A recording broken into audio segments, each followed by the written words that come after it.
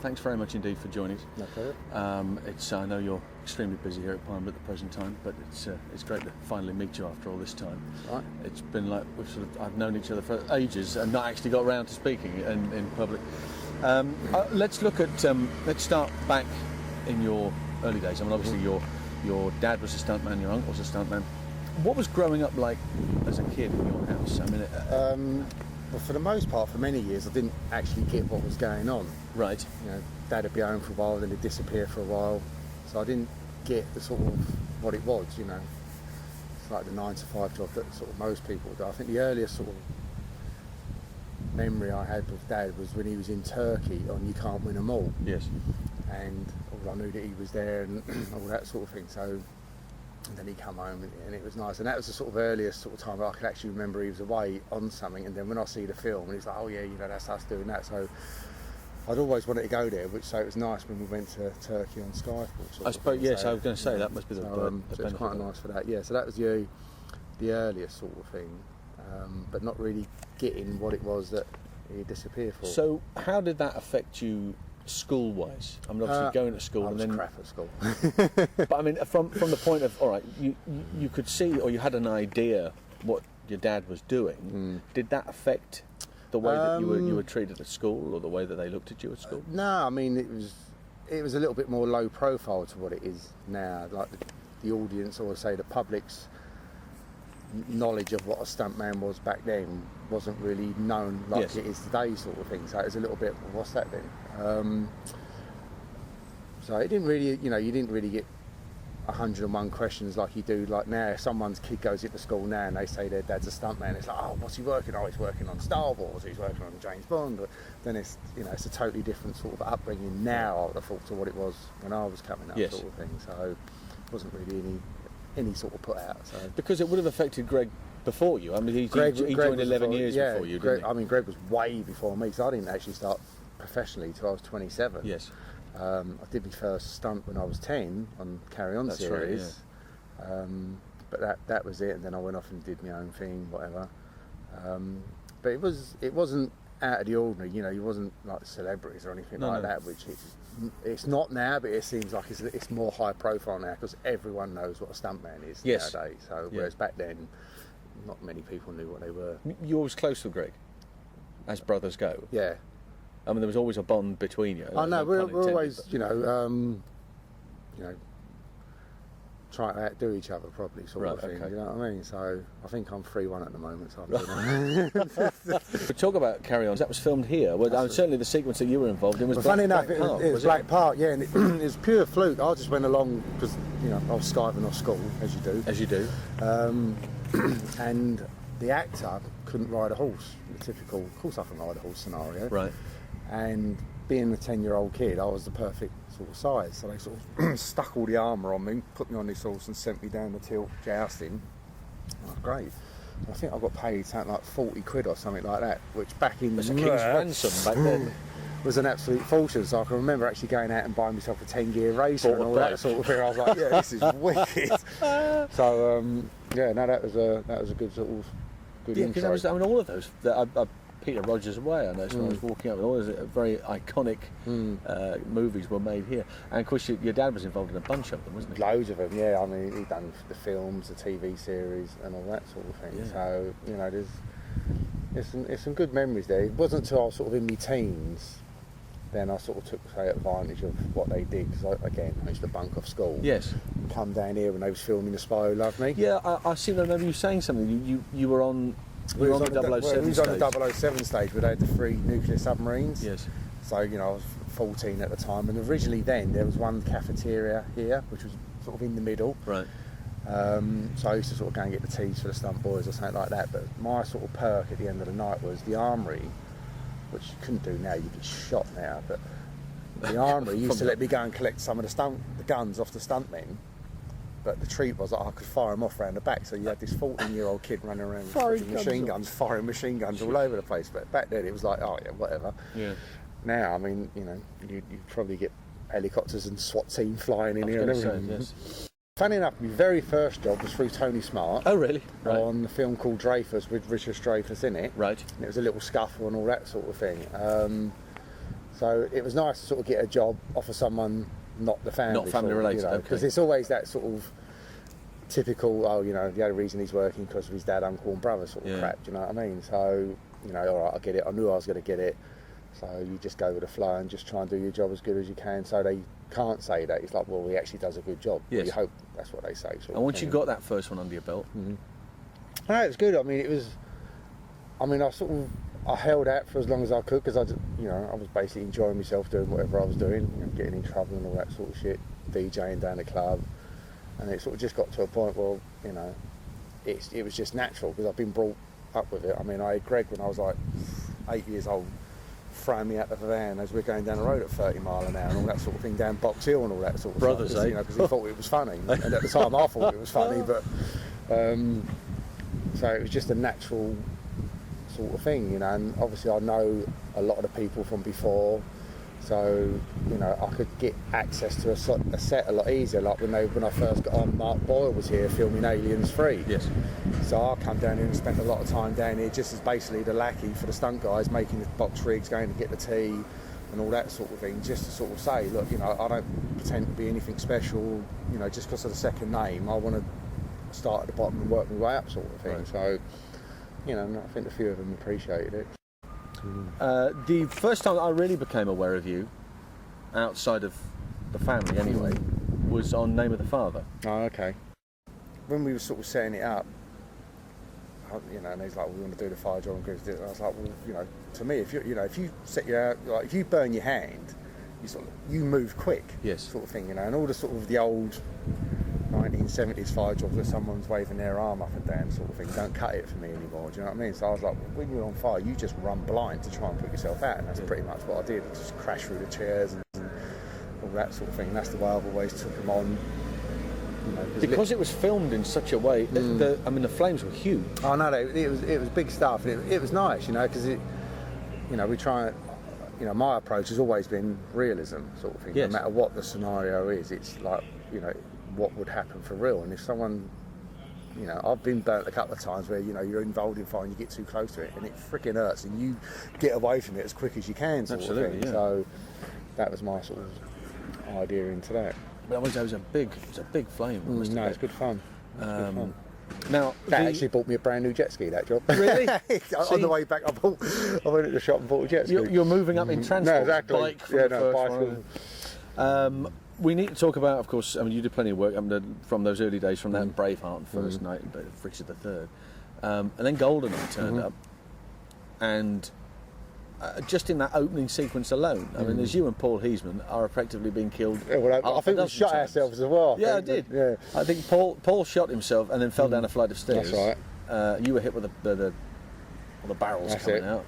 And then there was during the tank, you were driving the tank, obviously, which we'll talk about in a moment. There was the Jeep. Coming out the Jeep. There was one of the police cars. Right. There was the Sean Bean. You managed to stop Bond getting on the boat, and then next to Sean Bean grabbing Bond after you just kept goatee, goatee. You know, I mean, it's different. You could get away with it back then. Nowadays, people are too aware of it. Like people like yourselves, are like, I've just seen that. Well, this is it, because you're recognisable now. You see, so you probably wouldn't be able to get away with it. I mean, what was that like after so many years of Bond being away? I mean, it was great fun because you know, for a British stuntman, and particularly any stuntman really, but the Bonds are like that's the daddy of action films. I don't care what other films you talk about, Fast and Furious, Transformers, anything. Bond is the one that everyone wants to do, sort of thing. And you know, anyone, if they don't admit to that, then they're not a stuntman, sort of thing. It is just because you grow up with it. I mean, you know, I grew up with it since you know, I can remember, sort of thing, and everyone does, and everyone wants to sort of, even, you know, I have people ring nuts, look, I just want to die on it. Just want to, you know, and that's just, you know, because it is one of those iconic things. So when you get, you know, Simon Cramer's obviously the coordinator, and he calls me up. He's like, right, we're doing Bond. I was like, freaking hell, yeah, wicked, great. So he's like, you're driving a tank. Sweet. He's like, you drive a tank? Nope, right. No. So, you know, we got the tank and, you know, started all the rehearsals of that. It's all, you know, you're just there with this, you know, 30-odd ton tank, and it's like you're in a playground. You and Jim Dowdle. Yeah. So, you know, I can remember Jim come down and give me the initial run through, because that's what he's he the does. military man, he does all the tanks and all that sort of thing. Yeah. You know, they give me all the, you know, it's pretty basic inside. You know, you sort of accelerator, brake and clutch, and then obviously your levers for the steering.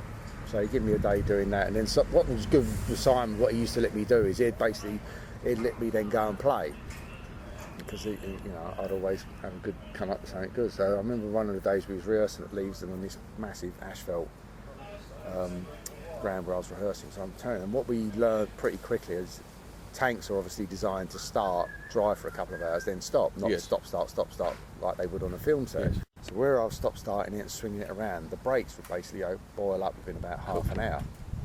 So I'm doing these figure eights, turning, and I'm going towards this building. So I've gone to turn, nothing happens. I'm like, shit. So I'm pulling on the levers and putting my foot on the brake, nothing. No, literally I've gone do do do do do do. And the front of the tank stopped like inches away from this building. I was like, oh, thank Christ for that. And then as I looked up, the barrel had gone right through the wall. Oh. You thought you'd done so well. So, but no, I mean, it was great fun. We had Leavesden, we had all these walls built, we had rows of cars. Extraordinary set. Yeah, just to, destroy walls to see what, we had real walls, fake walls, balsa wall, like polystyrene or whatever, breeze block walls, to see what actually looked best. Rows of cars, just to go over and see what they did and all that sort of thing. So, turning up for work to do that every day was freaking great fun. Trucks on board. I mean, there was also that cartoony element about it as well, because those cars were being driven over. And then what was actually really funny is one of the scenes we was actually filming at Leeds, and there's a bit where the tank goes over this police car. So we filmed it. Basically, we towed it behind the camera car and released it, and I just drove over it. And then the next day we had to go back, because technically Bond's not allowed to kill people. So next day we had to go back. I had to drive past the crushed police car and have two police officers pretending they was getting out of it to show that they were still alive. I see. Right. Somebody had a word. And of course, then you got to St. Petersburg to do the sliding and the. Yeah, no, when we was out in St. Petersburg, I mean that was great fun. Cause it was actually funny because me and Andy Smith, special effects guy from Chris Corbolt's team, we spent weeks setting the tank up to how I like it. So I could flick it, drift it, and all that sort of thing. And then we sent it out to St. Petersburg, and the guys got it off the container or whatever it was, and they had these proper military mechanics there, and they got in it, and they're like, oh, well, this is all wrong, so they started changing it. And I turned up, got in it, I'm like, what's happened? And they were like, oh, I was like, no. So they was going, no, this is how it should be. So I had to sort of like, look, let me just adjust it back to how it was. So we put it out, went out the back, and then I showed them what I was doing, like 360s and all that, and they was like, we send you to Chechnya. No thanks. I'll be fine. Yeah, no, I'm good here, thank you very much. Just so they sent James Blunt instead. Yeah, exactly. Yeah, okay. Titanic, from the general experience perspective, I spoke to Rocky regarding it because he was on it, and he said the first thing that struck him was just the size of the thing. I mean, the boat was freaking impressive. I think it was like all bar 100 foot. It was the boat. Wow. I mean, you used to drive in there and see it sitting there. It was impressive. I mean, it really was. It was, but it was still to this day. It's probably the hardest job I ever did. Really? Just for the size of it, sort of thing, and the way they sort of worked out there was a bit weird. But it was a hard job, because you'd literally turn up on this boat every night, not really knowing what you were going to be doing, whether you was going to be on the boat or go inside and all that sort of thing. But it was good experience, really good experience. You dropped off the stern as well. I did. It was good fun. Technically, I'm the one that hits the propeller, but I stopped way short of that. Oh, did you? CGI took over. Because it was one of your register photographs for a number of years. It was the picture of you falling from the boat. No, it was good fun, because basically it was on the poop deck, and it lifts up, but we had the airbag underneath, but I had to make sure, once I got up to a certain point, I couldn't see the airbag, so I had to sort of roll off the end and hope that I got it right, sort of thing. You know what I mean? So as you sort of bounce and you balance down, you spin over, you're like Heath Robinson. Yeah, I must admit, as you come over and you see it below, you're like, thank Christ for that. Exactly. So it was good stuff. I mean, the rigging of it, it's a humongous amount of rigging we had to do on there. The setups, just the rehearsals in the water, and then you're in water all day or all night. Hours. And there's the bits where like the people are jumping off the side, and literally, you're jumping off into the water, swimming to the side, getting out, drying yourself up, running round the back, resetting. Back off again. Okay, here you go again. So, I remember when we were doing it, like obviously the boat's at an angle, so it starts off from like the highest point is like 50 odd foot, and the last point is like 2 foot. So Simon said to me, where are you going to go? Well, I'm going to go down the sort of shallow end. You went, no, you're not. You're coming up the top of me. Oh, bollocks. So, it's good fun doing that. when that barrel roll happened, I mean, I remember stuff you were rehearsing on dry land at Hawley Lake, That's right. coming out of the lake and landing on boxes right. and a box rig there. I mean, extraordinary stuff. Well, because it was finding out how we could get the boat over. So obviously on water you can't put a roll cage in a boat because it doesn't work, you know. So we had the idea to come out of the water onto dry land at the boxes. And I started off a ramp, done the first one, and it sort of went sort of 3/4 of the way over. It was like, well, that weren't too bad, so we'll increase the ramp. And we basically found out that we could never get more than sort of halfway over. Right. You know, trying all different things. And actually it was Dave Bickers who come up with the idea of putting the nitrogen bottles in there with a nozzle facing up and down. So we put that in the boat, I hung it up in the air, and then I was pressing the button and watching it spin. Yes. And I was sort of I was imagining in the air how far I was jumping and watching the spin in the air, and it was like, we got it to a certain point and right, that'll do it.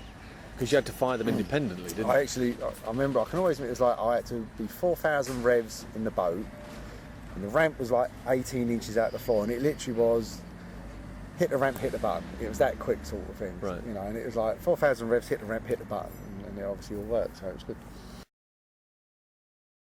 Then you get a communication from Martin Campbell.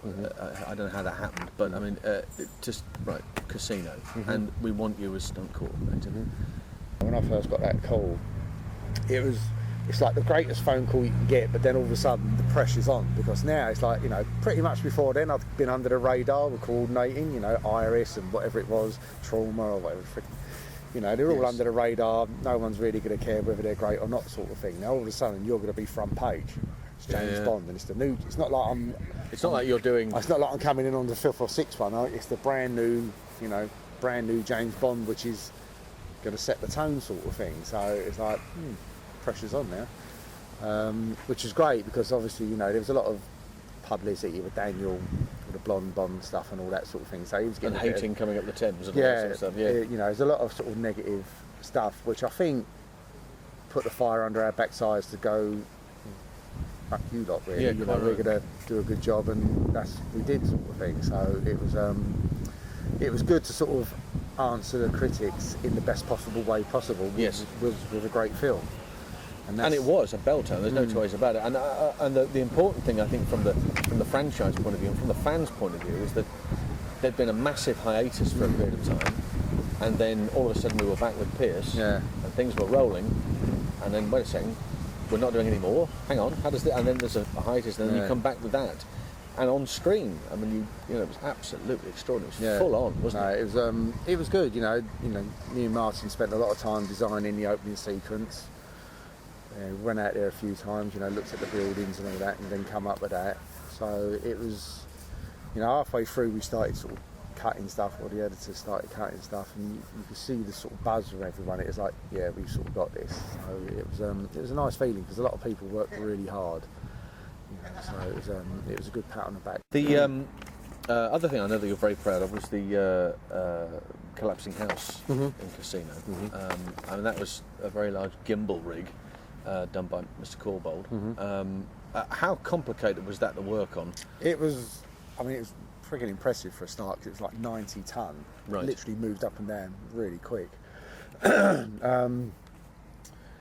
was hard because we was away, so we had to sort of get in there and sort of design it all. You know, we was getting bits put in that we thought, look, we're definitely going to crash with a banister, or that, you know, this is going to happen. And then we sort of spent the weekend before going for it, and we all went on there, me, Martin, like, you know, the stunt team, special effects team, sort of blocked it all out, you know, coming across the door, going across the balloon fires and all that, you know. And it's always hard because, you know, you've got water on a set, you know, and when you're trying to run across a balloon in the dry, it's great, but when you're trying to do it in the wet, it's a whole different freaking ball game. So, you know, it was complicated, but not as bad as sort of what you think. You know, once we all figured out what it was, and it was just a case of scheduling it to do what's what. And that was on 007 stage? It was on the 007 stage, yeah.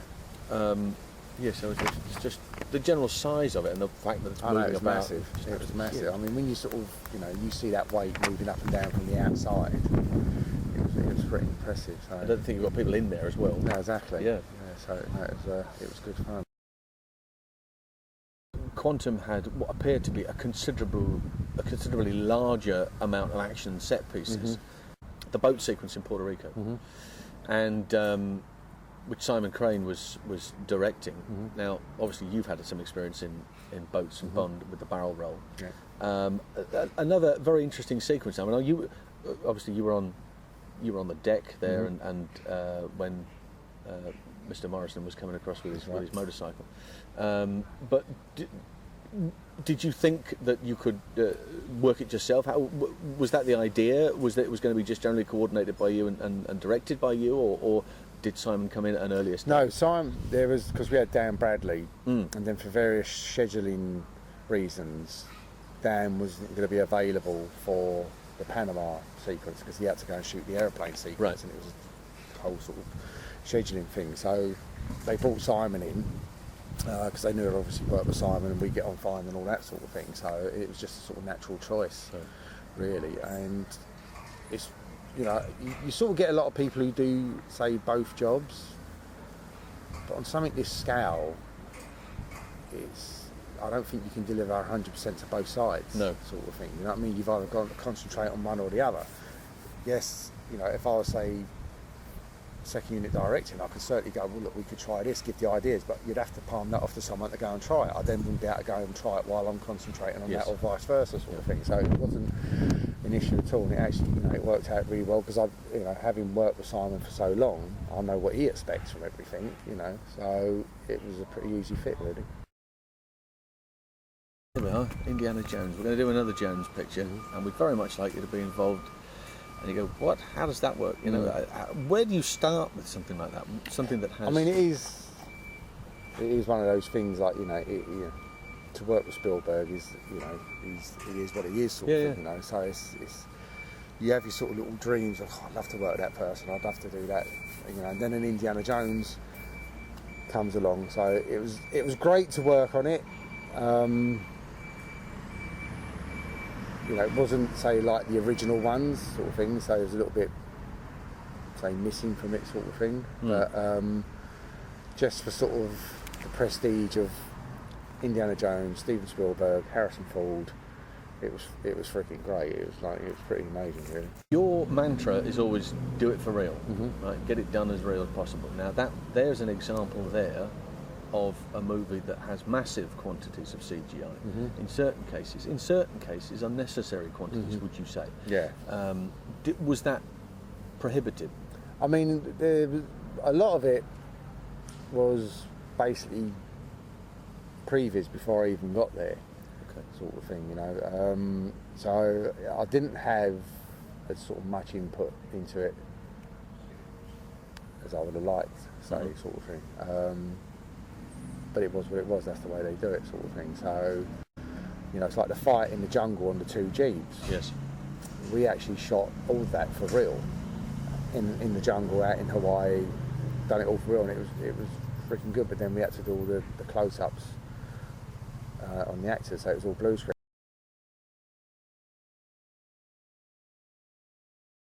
So, you know, we sort of regrouped and then come back with Skyfall, sort of thing. So, and now we're regrouping for the next one, and, you know, we've got an outline. You know, they're tweaking all the words and all that sort of thing, but the outline's going to be freaking fantastic. Right, so as far as you're concerned, just looking from what you've seen so far, I know you can't tell me, but looking at what you've seen so far, where you are with Skyfall, right, and that must be, as realistically think, well, geez, the bar is so high here. I mean, you know, with Casino, it was fantastic. I mean, it's still to this day my favourite film because there was so much pressure involved in it, sort of thing. You know, if we would have got that wrong, we wouldn't be sitting here now. Sort of thing, I see that. You know what I mean? So there was a lot. So no matter what I do, Skyfall and even this one or whatever, that was sort of could be the peak because it was such a big pressure film very early on in my career. But this one, the only way I can sort of describe this, without sort of saying anything, is if Skyfall was Sam Mendes's way of getting his feet wet into a Bond franchise, this one he's jumping in the deep end. Right. So, you know, it should be good. Good stuff. Well, I don't think that, I'm sure that the world can't wait for it, I must admit.